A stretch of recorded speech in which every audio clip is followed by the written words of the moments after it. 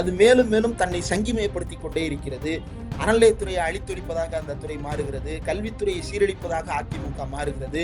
இப்படி தொடர்ந்து ஒரு சங்கித்தனமான வேலையை அவர்கள் செய்து கொண்டிருக்கிறார்கள். அதை குறைத்துக் கொள்ள வேண்டும். அவங்க துணிஞ்சு சொந்த காலில் நிக்கிறதுக்கு பழகணும்.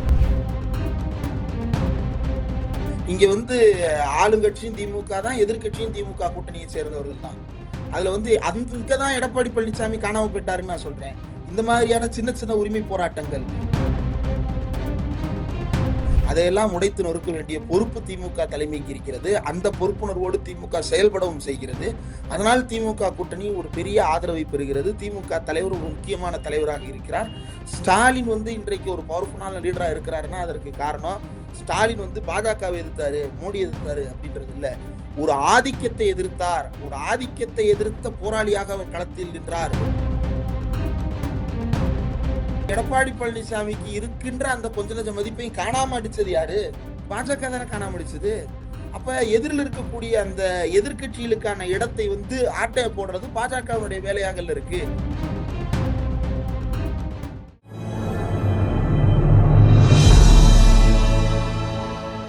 தமிழ் நியூஸ் நேரல் கண்வணக்கம். இன்றைய சிறப்பு நேர்காணலில் நம்ம எழுதியிருப்பவர் ஊடகவியலாளர் திரு இந்திரகுமார் தேரடி சார். சார் வணக்கம். வணக்கம். எதிர்கட்சி தலைவராகவும் தன்னுடைய ரோல்ஸ் அண்ட் ரெஸ்பான்சிபிலிட்டிஸே அவர் சரிவர அவர் செய்யல. கட்சியினரை தக்க வைத்து அரவணைக்கிறதுலயும் அவர் முழுக்க பிழை செஞ்சிட்டாரு அப்படின்றத நீங்க கடந்த கால வரலாற்றோட நீங்க தெளிவா சொன்னீங்க. இப்போ நீங்க அஇஅதிமுகவுக்கு என்ன எஸ்டிமேஷன் கொடுக்குறீங்க இந்த சட்டமன்ற தேர்தல்? அவங்களோட ரோல்ஸ் அண்ட் ரெஸ்பான்சிபிலிட்டி எப்படி இருக்கும்? எதிர்கட்சிங்கிற ஒரு பிரதான எதிர்கட்சிங்கிற அந்தஸ்தை மீண்டும் தக்க வைப்பாங்களா, அல்லது அதற்கும் சரிவடைவதற்கான வாய்ப்புகள் இருக்கின்றனவா? நீங்க எப்படி எஸ்டிமேஷன் போடுறீங்க? பிரதான எதிர்கட்சியாக இப்போதும் அதிமுக வர வேண்டும் என்பது என்னுடைய விருப்பம். நான் மற்றவங்க மாதிரி பொய் சொல்லல. தொங்கி போயிரும், அவங்களுக்கு இவ்வளவு வரும், இவங்களுக்கு இவ்வளவு வரும், நான் பொய் சொல்லல, ஜோசியம் சொல்லல. அதிமுக வர வேண்டும் அப்படின்றது என்னுடைய விருப்பம். அந்த விருப்பத்திற்கான காரணம் என்ன அப்படின்னா, 2ஆம் இடத்தில் அதிமுக மாதிரியான ஒரு கட்சி இருக்கிற வரைக்கும் தான் நாம நீங்க பெரியார்ன்ற பேரை சொல்லி ஒருத்தர்கிட்ட பார்கெயின் பண்ண முடியணும்ல. மக்களுக்கு ஒரு பார்கெனிங் பவர் இருக்குல்ல. அது என்ன பார்கெனிங் பவர்? நாங்க கேட்கறத அல்லது எங்களுக்கு முற்போக்கானதை நீ செஞ்சு தரணும் அப்படின்றது தானே. இப்போ உதாரணத்திற்கு மும்மொழி கொள்கை அப்படின்னு சொல்லிட்டு ஒண்ணு வருது. அந்த இடத்துல பெரியாரின் பெயரால், அண்ணாவின் பெயரால் நாம் அதிமுகவை மும்மொழி கொள்கையை ஏற்க கூடாது அப்படின்னு நம்மளால அங்க செக் வைக்க முடியும்ல. அந்த செக்கை நீங்க தாவேகா மாதிரியான கட்சிகள்ல வைக்க முடியுமான்னா முடியாது. காரணம், அவங்களுக்கு விழுமியம்னு ஒண்ணு கிடையவே கிடையாது. They don't have standards. அவங்களுக்கு எந்த விதமான மதிப்பீடும் கிடையாது. அவங்களுக்கு எந்த விதமான உண்மையான உள்ளடக்கமும் கிடையாது. அங்க பாஜக இருந்துச்சு அப்படின்னா சுத்தம். இப்ப அதிமுக ஒன்னும் இல்ல. மாஃபா பாண்டியராஜன் கல்வி அமைச்சராக இருந்த போது சட்டப்பேரவையிலே சொன்னாரு. என்ன சொன்னாருன்னா, அண்ணா மும்மொழி கொள்கையை ஆதரித்தார் அப்படின்னு சொல்லிட்டு ஆதி காலத்துல காங்கிரஸ் விட்ட பொய்ய எடுத்து கொண்டு இவர் சொன்னாரு. யாரு? மாஃபா பாண்டியராஜன் சொன்னாரு. அதுக்கப்புறம் போட்ட போர்டுல அதெல்லாம் கிடையாதுங்க, இருமொழி கொள்கை தான் எங்கள் உயிர் மூச்சு அப்படின்னு சொல்லிட்டு வந்தாங்கல்ல, பேக் அடிச்சு நின்னாங்கல்ல. இந்த பார்கெனிங்க தான் நம்ம எதிர்பார்க்கிறோம். இந்த கொள்கை ரீதியான பார்கெனிங்கான பார்ட்டியாக அதிமுக இருக்கணும்னு நம்ம நினைக்கிறோம். அதனாலதான் அவங்க இப்போதும் 2ஆம் இடத்தில் நிற்க வேண்டும் அப்படின்னு நாம நினைக்கிறோம். ஆனா அது மேலும் மேலும் தன்னை சங்கிமயப்படுத்திக் கொண்டே இருக்கிறது. அறநிலையத்துறையை அழித்தொழிப்பதாக அந்த துறை மாறுகிறது, கல்வித்துறையை சீரழிப்பதாக அதிமுக மாறுகிறது. இப்படி தொடர்ந்து ஒரு சங்கித்தனமான வேலையை அவர்கள் செய்து கொண்டிருக்கிறார்கள். அதை குறைத்துக் கொள்ள வேண்டும். அவங்க துணிஞ்சு சொந்த காலில் நிக்கிறதுக்கு பழகணும். நீங்க துணிஞ்சு நின்னா மட்டும்தான் தமிழ்நாட்டு அரசியல்ல மக்கள் உங்கள் மீது நன்மதிப்பு வைப்பார்கள். அதை விட்டு விட்டு இப்படி செயல்படுவது அப்படின்றது ரொம்ப தவறு. 2வது, இப்போதும் கூட ஆகிய தமிழ்நாடு தழுவிய அளவில் 2ஆம் இடம் வரக்கூடிய கட்சியாக அதிமுக தான் இருக்கும். அதிமுக தாவேகா இடையே கடுமையான வாக்கு சதவீத போட்டி இருந்தாலும் கூட அதிமுகவிற்கு அது வாக்குகளாக மாறும். ஏன் அப்படின்னா, அதிமுகவுடைய வின்னிங் பாயிண்ட்ஸ் அல்லது வின்னிங் கான்ஸ்டிடியூன்சிஸ்ல இருக்கக்கூடிய ஓட் டிஃபரன்ஸ் அப்படின்றதுல அதிமுக இன்னமும் வலுவாகத்தான் இருக்கிறது. அதனால அதிமுக இந்த முறையும் ஒரு பிரதான எதிர்கட்சியாக அதிமுக தான் வரப்போகிறது. தாவேகா வரப்போறது கிடையாது. இந்த முறையும் பரவலான ஒரு சதவீதத்தை அவங்க கிராஸ் பண்ண முடியாது. இப்போ உதாரணத்திற்கு அஇஅதிமுக இப்போ கொங்கு மண்டலத்திலேயும் வட தமிழகத்திலேயும் இன்னும் சில சொற்ப பகுதிகளில் மட்டும்தான், ஒரு பாக்கெட்ஸ்ல மட்டும்தான் அவங்களால தங்களுடைய செல்வாக்கை நிரூபிக்கக்கூடிய ஒரு தன்மை வரும். நீங்க சொன்னது போல தெற்குல முக்குலத்தோர் எதிர்ப்பு இருக்கு, அந்த 10.5 இடஒதுக்கீடுக்கு எதிராக பிற சாதி இந்துக்களுடைய எதிர்ப்பை வந்து அஇஅதிமுக சம்பாதிச்சிருக்கு.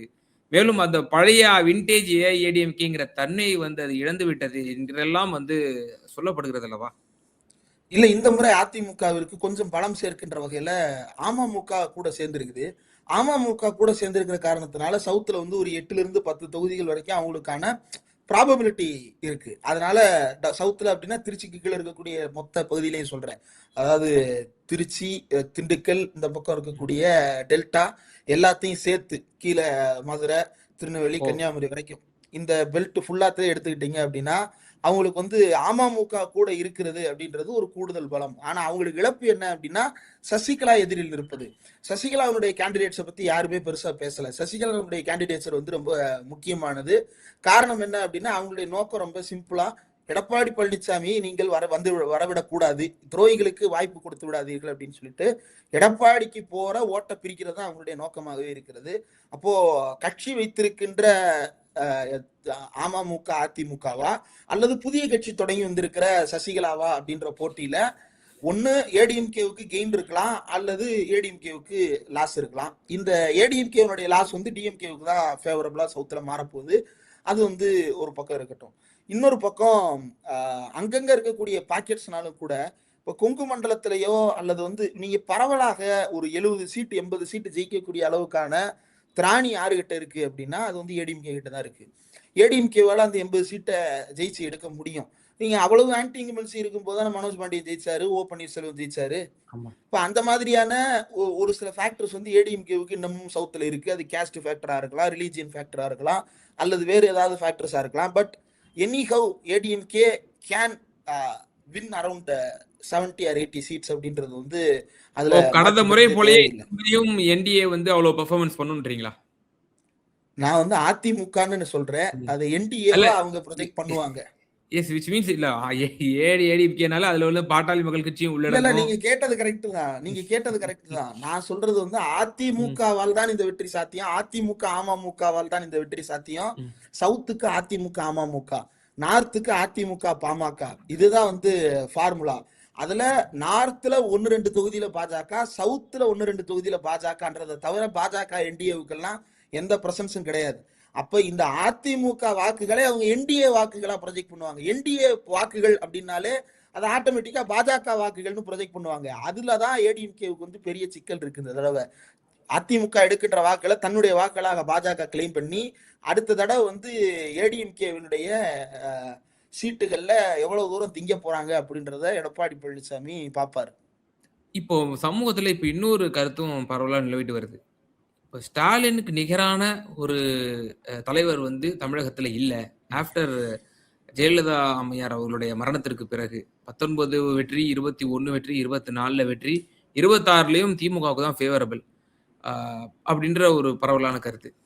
ஈவன் இந்த சட்டமன்ற தேர்தல் ரிசல்ட்ஸ் கூட எதை உணர்த்தும் அப்படின்னா தமிழகத்துல ஒரு பெரும் வெற்றிடம் இருக்கிறது. திமுக ஒரு ஸ்வீப்பிங் வெற்றி கிடைத்தாலும் அது வந்து மிகையாகாது. அப்படி அந்த அளவுக்கு கூட அவர் எக்ஸ்பெக்ட் பண்றாங்க. இப்போ ஃபார் எக்ஸாம்பிள் குஜராத்ல பிரதமர் நரேந்திர மோடி அப்போது முதல்வராக இருந்தபோது தொடர் வெற்றியில் இப்போது கூட அவர் வந்து பாஜக தான் ஆண்டு கொண்டிருக்கிறது. ஒடிஷாவில் நவீன் பட்நாயக் எப்படி மிக நீண்ட கால முதல்வராக இருந்தாரோ அது போல ஒரு மிக நீண்ட காலம் ஒரு ஒரு கட்சி மட்டுமே ஆட்சி செய்யக்கூடிய ஒரு நிலவக்கூடிய சூழ்நிலை இருப்பதாகவும் எதிரிகள் சிதறுண்டு இருப்பதாலும் ஒரு ஸ்ட்ராங் அப்போசிஷன் ஒரு இல்லாமல் ஒரு பெரிய வெற்றிடம் ஏற்படக்கூடும் என்கிற ஒரு கருத்தும் சமூகத்தில் நிலவுகிறது. அப்படி முதல்ல சாத்தியம் இருக்கா? அப்படி சாத்தியம் ஆச்சுன்னா தமிழகத்திற்கு அது ஒரு ஆரோக்கியமான ஒன்றா? ஸ்ட்ராங் அப்போசிஷன் இல்ல அப்படின்னா நான் சொன்னது போல நீங்க வந்து சாம்சங் தொழிலாளர் போராட்டமோ அல்லது வந்து துப்புரவு பணியாளர் போராட்டமோ அல்லது வந்து ஆசிரியர் மற்றும் மருத்துவ பணியாளர்களுடைய போராட்டமோ எந்த போராட்டமாக இருந்தாலும் அந்த போராட்டத்தை நடத்தக்கூடியவர்கள் திமுகவுடைய கூட்டணியில் இருக்கக்கூடிய கட்சிகளாகவோ அல்லது திமுகவை ஆதரித்த தொழிலாளர் அமைப்புகளாகவோ இருக்கிறாங்க அப்படின்றது ஒண்ணு. அவங்களே தான் எதிர்த்து போராட்டம் பண்றாங்க அப்படிங்கும் பொழுது அவங்களுக்கு வந்து தேவையான விஷயங்களை தமிழ்நாடு முழுக்க இருக்கக்கூடிய மக்களுக்கு கொண்டு போய் சேர்க்கின்ற அளவுக்கு தேவையான விஷயங்களை அவர்களே போராடி பெற்றுக் கொள்கிறார்கள். அப்படிங்கும் போது இங்க வந்து ஆளுங்கட்சியும் திமுக தான், எதிர்கட்சியும் திமுக கூட்டணியை சேர்ந்தவர்கள் தான்.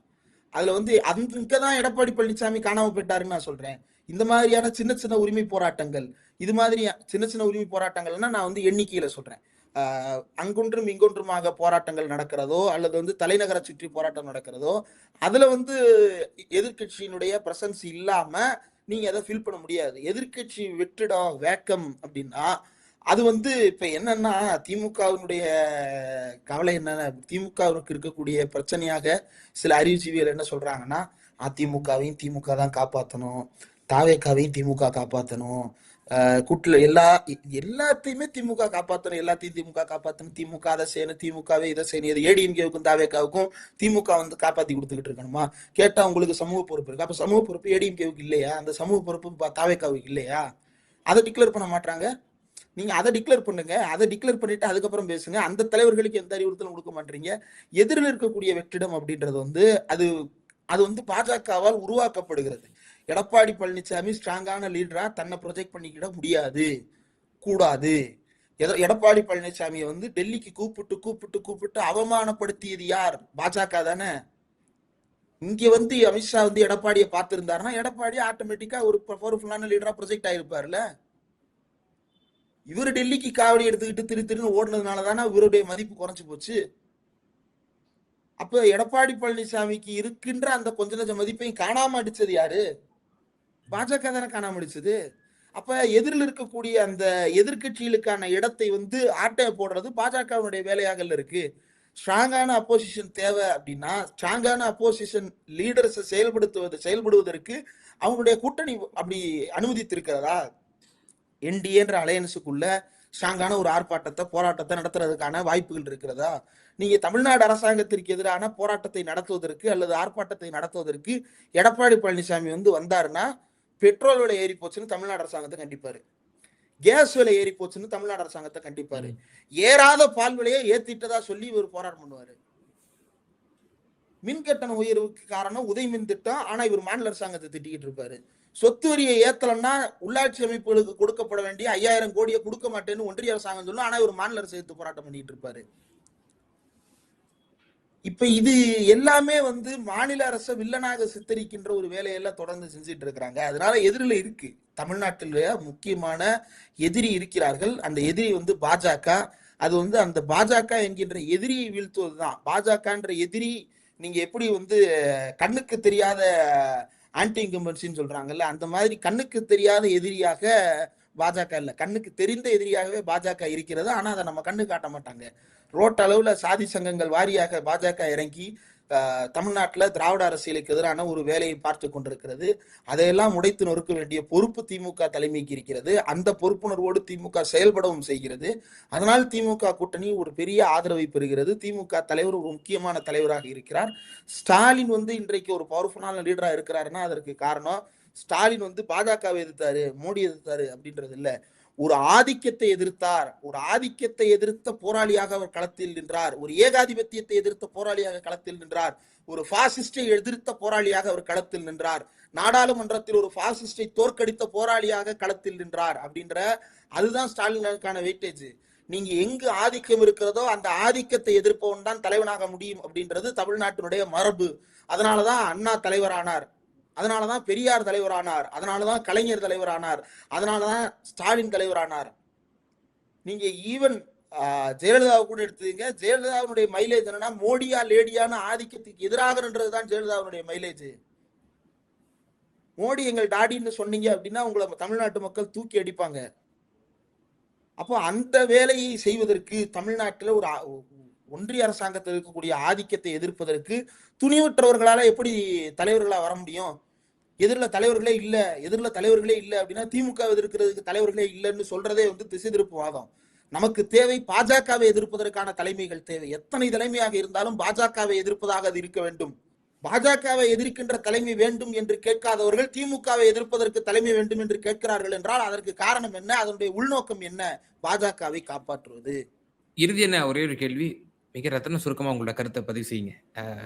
தாவேகாவுக்கு சீட் கன்வர்ஷன் கெப்பாசிட்டி இருக்குன்னு நினைக்கிறீங்களா? பலரும் முன்வைக்கக்கூடிய கருத்து அது கிடையாது அப்படிங்கிற ஒரு விஷயம்தான். குறைந்தபட்சம் திருச்சி கிழக்கு, பெரம்பூர் ஆகிய தொகுதிகளில் விஜய் பாப்புலர் ஸ்டார் என்ற அடிப்படையில் எப்படி கமலஹாசன் ஓவரால் பெர்சன்டேஜ் ஒரு பக்கம் இருந்தாலும், தன்னோட கோவை தெற்குல ஒரு கணிசமான பெர்சன்டேஜ் வந்து எடுத்திருந்தாரு. நெக் டூ நெக் ஃபைட் வந்துச்சு. அந்த மாரி இருக்குன்றாங்களே. நீங்க எப்படி பார்க்குறீங்க? நிறைவான கருத்து. ரொம்ப எதிரில் இருக்கக்கூடிய கேண்டிடேட்ஸும் வந்து அவ்வளவு சாதாரணமான கேண்டிடேட்ஸ் இல்ல. களத்துல பயங்கரமா வேலை பார்த்துருக்காங்க. அதனால it's not going to be a cakewalk. அவர் ஸ்டார்ன்றதுனால வந்து கேக் வாக்கெல்லாம் இருக்க போறது கிடையாது. ரொம்ப கடுமையான போட்டி இருக்க தான் போகிறது. இவங்க சொல்ற அந்த 18% 20% எடுத்தாலும் கூட அது சீட்டா மாறுமானா மாறாது. மினிமம் சிங்கிள் டிஜிட்டுக்கு மேல போவதற்கான பாசிபிலிட்டியே இல்ல அப்படின்றது தான் வந்து தாவேக்காவினுடைய எதார்த்தம். தாவேக்கா வந்து எப்படின்னா அறுவடைக்கு திடீர்னு களத்துல பூந்து அந்த களத்துல இருந்து நெல்மணிகளை எல்லாம் அள்ளிட்டு வந்துட்டானுங்க. இப்ப என்னன்னா அந்த நெல்லை போட்டு வைக்கிறதுக்கு அவனுங்கள்ட்ட குதிரை கிடையாது. வாக்கு சதவீதம் இருக்கும், ஆனா சீட் இருக்காது. எடப்பாடி பழனிசாமி கொஞ்சமா அள்ளிட்டு வந்தாலும் அவர் போட்டு வைக்கிறதுக்கு நெல்லு குதிரை இருக்கு, நெல்லு பானை இருக்கு. அதனால நெல்லை போட்டு வச்சுக்கிருவாரு. அதை தான் நம்ம ஏடிஎம்கேவுக்கும் தாவேக்காவுக்கும் இருக்கக்கூடிய டிஃபரன்ஸா பாக்குறோம். ADMK can retain and ADMK can with hold the number of votes they are getting. ஆனா தாவேக்கா வந்து அப்படியாக அவர்களால் செய்ய முடியாது. அவங்க வந்து களத்துல பூந்த யானை மாதிரி களத்தையும் சீரழிப்பாங்க. அவங்களுக்கும் அது பயன் தராது. நிச்சயமா. பல்வேறு விவகாரங்கள்ல எங்க நேயர்களுக்கு ரொம்ப தெளிவா உங்களோட கருத்துக்கள பகிர்ந்தீங்க. மீண்டும் நன்றி. நன்றி.